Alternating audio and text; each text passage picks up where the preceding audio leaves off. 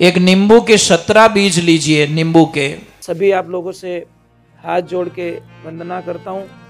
हमारा जो चैनल है श्री सोनू महाराज, वो चैनल जरूर सब्सक्राइब करें और इन वीडियो को शेयर करते रहिए। वासुदेवा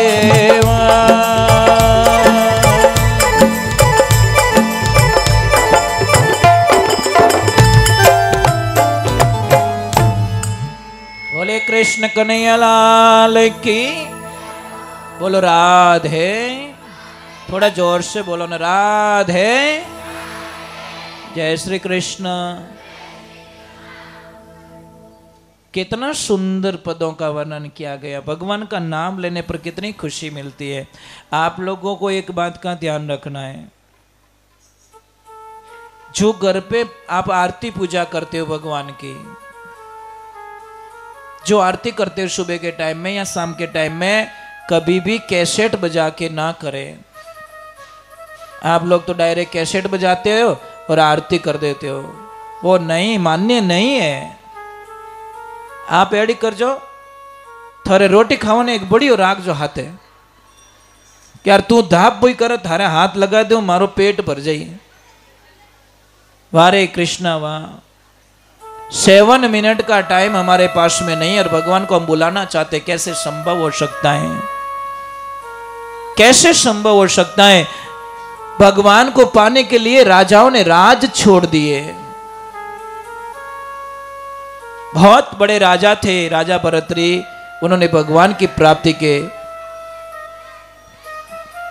कितने भगवान की भक्ति को पाने के लिए सारा राजपाट छोड़ दिया। अपन तो नहीं छूटे अपनो मोबाइल। महाराज थाने कह दियो रहे कि काले सत्संग में आवनो है और मोबाइल कोई हाथे मती लाई जो, मां कसम अटे जगह खाली पड़ी रही कि महाराज थो तारे घरे जाए भजन बोलो, आप मोबाइल बिना नहीं रहवी जे। कहाँ मन लगाते साहब, कहाँ मन लगाते हम लोग, कहाँ प्रीति है महाराज। देखो मैं एक छोटी सी बात हूं, शास्त्र में लिखा है कपड़े मत बदलिए, कर्म बदलिए। कई लोग हमें कहते महाराज जी आपने हमें दीक्षा दी, गुरु मंत्र दिया और मोने कोई छोड़ायो ही को नहीं, कोई फल नहीं छोड़ायो। हम फल नहीं छोड़ाते भाई, हम बुरी नेचर छोड़ाते, बुरी आदतें छोड़वाते कि भाई आप गलत बोलते हो तो वो छोड़ दो, गुस्सा आता तो वो छोड़ दो, किन्हीं थारी मारी करो तो वो छोड़ दो। एक बात ध्यान रखे, किसी को भी अगर गुस्सा बहुत ज्यादा आता हो, बहुत ज्यादा गुस्सा, धारीज को नहीं, मतलब एक नींबू के 17 बीज लीजिए, नींबू के। और ये पपीता आता है ना, पपीता, उसकी इतनी सी जड़, अपने देसी भाषा में अंड काकड़ी के वो, उसकी इतनी सी जड़ लीजिए और काले कपड़े में बांध दीजिए उसको। और जिसको भी गुस्सा ज्यादा आता है ना, उसके तकिए के नीचे या उस रजाई के नीचे डाल दो। आप ट्राई कर सकते हो, थोड़े दिनों में आपकी भाषा बदल जाएगी, आपका स्वभाव बदल जाएगा, आपके विचार बदल जाएंगे, क्रोध आना कम हो जाएगा। महाराज जहां क्रोध करना चाहिए वहां नहीं करते हम लोग, जहां क्रोध नहीं करना ने वहां कर लेते। हम तो ये बोलते भाई घर में ये चीजें बिल्कुल अलाउ नहीं है। जिस घर में बड़े गरम और छोटे नरम, उस घर का कल्याण हो जाता है। पण अटे तो ऊंधो सिस्टम है। शास्त्र कहीं कहवे कि भाई माथो तो रेवणो ठंडो, पेट रेवणो नरम और पग रेना गरम। अब देख जो बात सिस्टम बताऊं थाने, सिर रहना है ठंडा, पेट रहना है नरम और पग रहना है गरम। पण सिस्टम ऊंधो है महाराज। माथो एकदम गरम, पेट एकदम कड़का कड़क और पग एकदम ठंडा।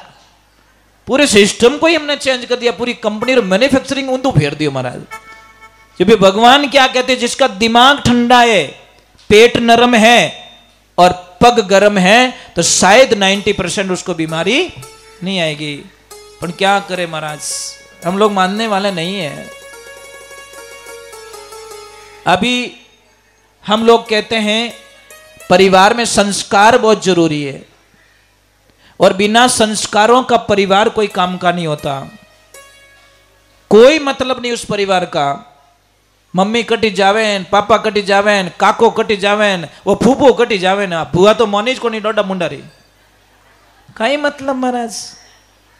सारे सारे मैच लड़ रहे हो आप, कब मैच खत्म होगा, कब शांति होगी। और आपको पता है बिना संस्कार नहीं होने के कारण अभी हमारे 25 दिन पहले एक पाली में घटना हुई थी, उसने सबको हिला के रख दिया साहब। कितनी हो रही राखी विन छोरी ने, कितनी काल जो काटन दे देता माँ बाप, थारे कई चीजें बेटा, तेरे को जो चाहिए हमें बोलिए। पढ़ाई लिखाई उसको अच्छा किया, हर मोड़ पे उसकी हेल्प की, और जैसे ही 18 सालन कोई 2-3 दिन और रही बाकी ने हाथे ब्याह कर लियो। पापा मम्मी घना ही समझाए कि बेटा थारे पगे पड़ो, मत कर, हमारी बेइज्जती हो जाएगी। वो बोली तुम्हारी बेइज्जती से मुझे क्या लेन देना, मेरी लाइफ है, मैं डिसीजन ले सकती हूं, 18 अबव हो चुकी हूं, मुझे कोई लेन देना नहीं आपकी लाइफ से। ए बेटा हमारी गुडविल खराब हो जाएगी। बोले नहीं मुझे कोई। और लास्ट में क्या बोलती है, मैं आप लोगों को नहीं जानती, कौन हो आप लोग, कहां से आए हो, और सबको लिख के दे गया कि इन लोगों से मेरी जान को खतरा है, ये लोग कभी भी मुझे मार सकते हैं।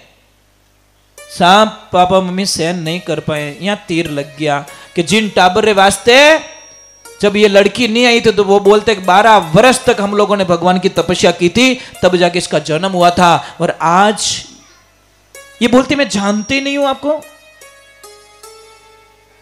ऐसा उनको गलत लग गया, सहन नहीं कर पाए, दोनों गए और ट्रेन के नीचे कट के मर गए। ये 20-25 दिन पहले की बात है, पाली की घटना थी हमारे। हे बच्चियों, मैं तो आपने एक ही प्रार्थना करूं, मां बाप रे साथे कोई धोखो मत करजो, थने भगवान कदी क्षमा नहीं करेला। आप ट्राई करके देख लो आप।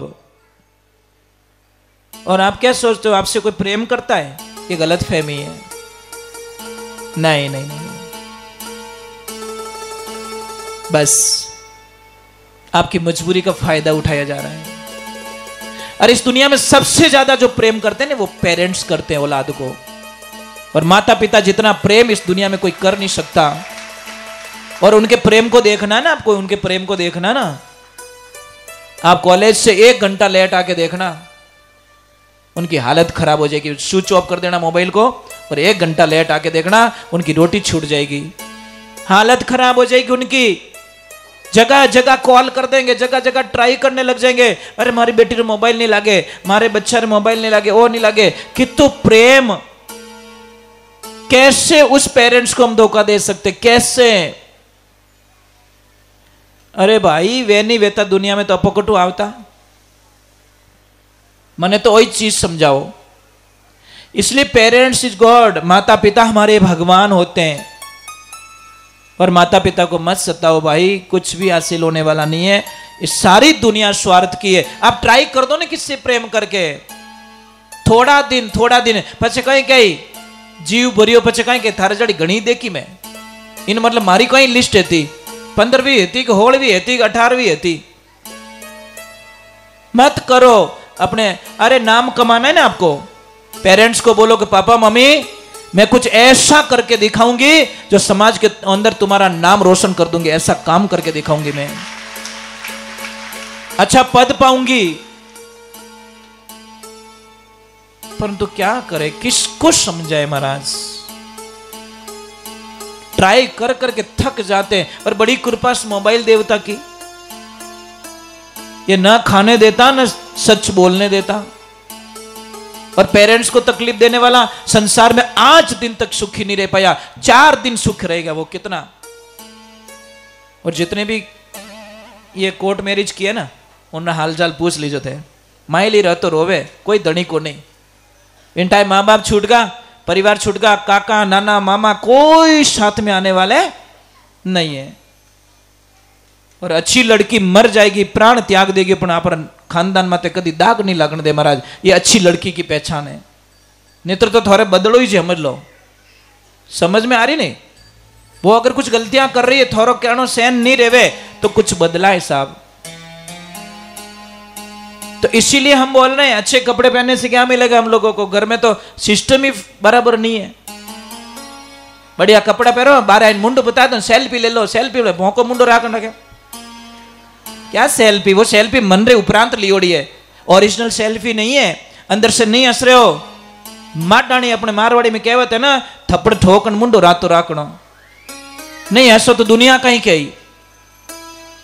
यही हमें भागवत जी समझाते हैं। यही प्रश्न उठता है कि हम ये यज्ञ क्यों करवाते हैं, क्यों कथाएं करवाते हैं, क्यों इस यज्ञ में आते हैं? तो महाराज अनुष्ठान हुआ है, भक्ति मैया आई, कीर्तन हुआ है, अर्जुन जी आए हैं, महादेव आए हैं, सब झूमने लगे। कथा में बहुत आनंद आया। अभी थोड़ा 20 मिनट और बाकी है, फिर आपको छोड़ देंगे, ठीक है? क्योंकि आज यहां विराम हो जाएगी, कथा महात्म्य पूरा हो जाएगा। तो अभी एक प्रश्न वापस उठ गया कि हे गुरुदेव, क्या पापी लोग भी इसमें तिर जाते हैं? पापी लोगों का भी कोई मोक्ष होता है? जिसने बहुत पाप किया, गुरुदाता मैंने अवगुण बहुत किया, जितना पांव दरिया धरणी पर मनसा पाप किया, हे गुरुदाता मैंने अवगुण बहुत किया। क्या पाप किया हुआ इंसान भी तिर जाता है? तो वापस कथा आती है।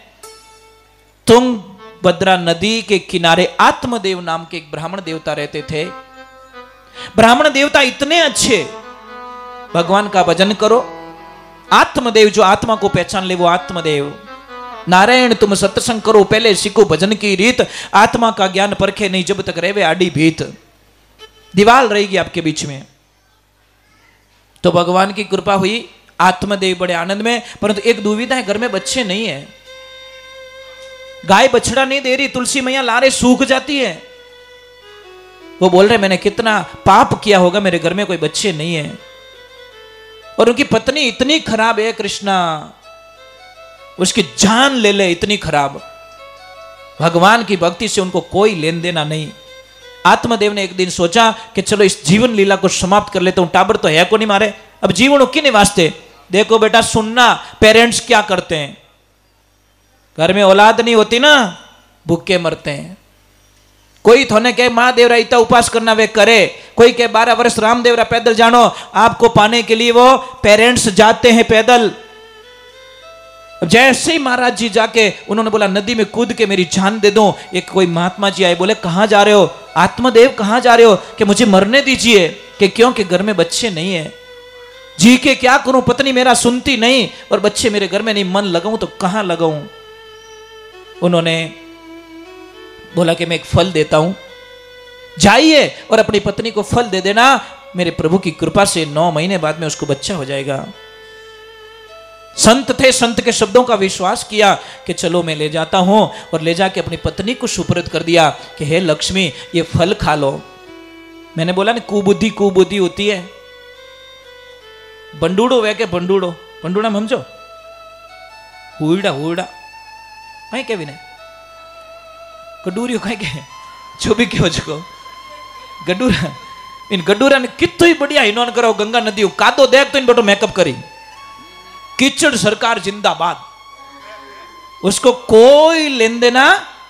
घणो गंगा में स्नान करियो पण कादा में वो बेटो एकदम बढ़िया चकाचक हो गया, या जाने देसी घी में चूरमू करियो वेजू। क्या करे, उसको तो वो कीचड़ अच्छा लगता है, अच्छी बातें अच्छी, गंगा स्नान अच्छा नहीं लगता। अब महाराज उसको ले जाकर वो फल दिया, वो बोली इससे क्या होगा कि तू खाएगी, तू गर्भवती होगी और तेरे बच्चा होगा और हमारी मनोकामना पूर्ण होगी, और मैं अनुष्ठान के लिए जा रहा हूं।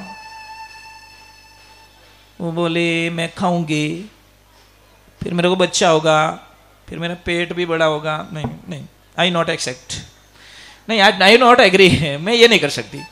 कौन लपड़ो करे, 9 महीना विने गर्भ में राखो, पछे जन्म दो, पछे दूध पावणो ने मोटा करना विने धोवणो ने ओ करनो, कौन लपड़ा करे? नहीं नहीं नहीं नहीं। उसने एक आइडिया लगाया, उसने वो फल दे दिया गाय माता को, गाय माता खा ले। अब उसकी बहन जो थी कि बहन मारे 9 टाबर रियोड़ा 10 पेट में। एक काम कर, वैसे जीजा जी तो गयोड़ा बारे, अब उन्होंने कहीं ठा पड़े, वो मारे टाबर रहे नहीं, जब तू कह दीजिए वो मारो इस टाबर है, मैं अटे रहूं थारे घरे काम करूं, दूध में पिला दूं, मोटो में कर दूं, बाकी ओ काम ठीक है, पैसे मेरे खाने वाला है नहीं, पैसे बहुत है मेरे पास, धन बहुत है। वो फल दे दिए गाय माता को।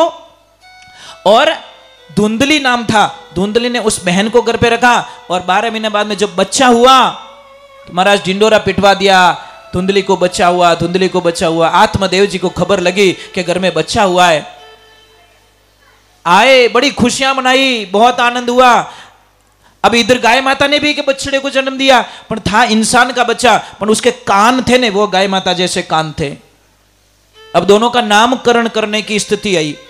वो धुंधली बोली नहीं नहीं नहीं, मारा बेटा रो नाम तो मैं ही रखू। अरे मत रख, मैं रखता हूं। नहीं ठंडा नहीं पड़े, मारा बेटा रो नाम मैं ही राखू। कहीं राखी कि मैं इसका नाम रखूंगी धुंधकरण, धुंधली का धुंधकरण।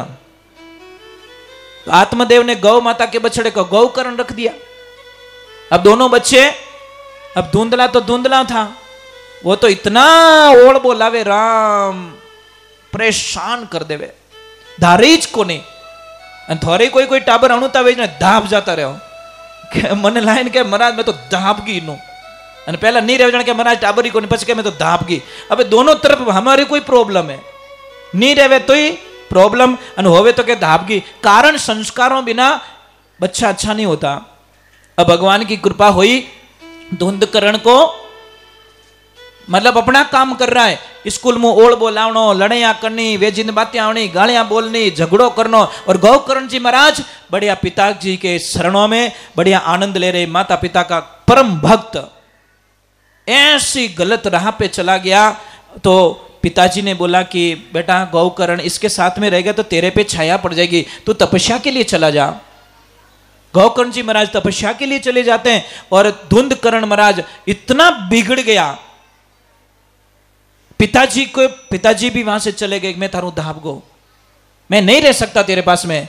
अब लास्ट में मां डांटती थी, तो एक दिन उसने क्या पता है, अपनी मां को भी मार दिया, क्योंकि वो किसी वेश्याओं के चक्कर में पड़ गया था।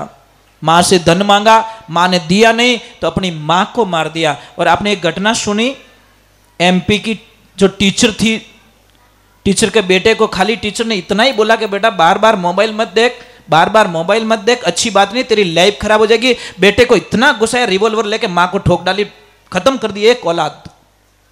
एक किस बेटो डायरेक्टली मां को उठा दे, बीच में तू बोलने वाली कौन है, मैं मेरे फ्रेंड्स के साथ में खेलता हूं। लो क्या संस्कार महाराज। अब डायरेक्टली भगवान की कृपा हुई, गौकर्ण जी महाराज चले गए, मां को उसने मार दिया। अब वेश्याओं ने उसका सारा धन हड़प लिया। आखिर में एक दिन उसने वेश्याओं के जाल में आकर राजा के यहाँ पे चोरी कर दी। तो वेश्याओं ने सोचा कि पकड़ा जाएगा तो हमारी भी मौत निश्चित है, राजा मार डालेगा हमको। तो वेश्याओं ने सलाह की क्या किया जाए, किसको मार दिया जाए, कैसे मारे। सो रहा है, देखना उसका दृश्य सुनोगे, विपरीत जाने वाले की दशा क्या होती। चारों हाथ पैर बांध दिए और तकिया लगाया, मरा नहीं तो चूल्हे में से गरम गरम कोयले निकाले और उसके मुंह में उड़ेल दिया और वो मर गया। तड़प तड़प के मरा, तो मोक्ष तो हुआ नहीं, वो तो वहीं प्रेत बन गया। अब प्रेत बन के उसी घर में रह रहा। वर्षों बाद में गौकर्ण जी महाराज पधारते हैं, वहां बैठते हैं, तो इधर घड़ी किधर से आवाज आ रही है, घड़ी किधर से आवाज आ रही है, घड़ी किधर से आवाज आ रही है। तो गौकर्ण जी महाराज बोले कौन है भाई तू, कौन, क्यों कर रहा है तू, कौन है। कि भैया मैं तुम्हारा भाई हूं, मेरी दशा ये होगी, वेश्याओं ने मुझे मार डाला पर मेरा मोक्ष नहीं हुआ, मैं तड़प रहा हूं, कोई अनुष्ठान करो मेरी मोक्ष के लिए। फिर गौकर्ण जी कथा करते हैं, कथा करके उसका मोक्ष करते हैं और उसको सदगति प्राप्त करते हैं। देखो एक ध्यान रखना, कथा में विमान भी आता है, भगवान भी आते हैं, पर दिखने वाले को दिखता है, नहीं दिखने वाले को कभी नहीं दिखता, क्योंकि वो लेंस होना चाहिए भाई। दूर की चीज देखने के लिए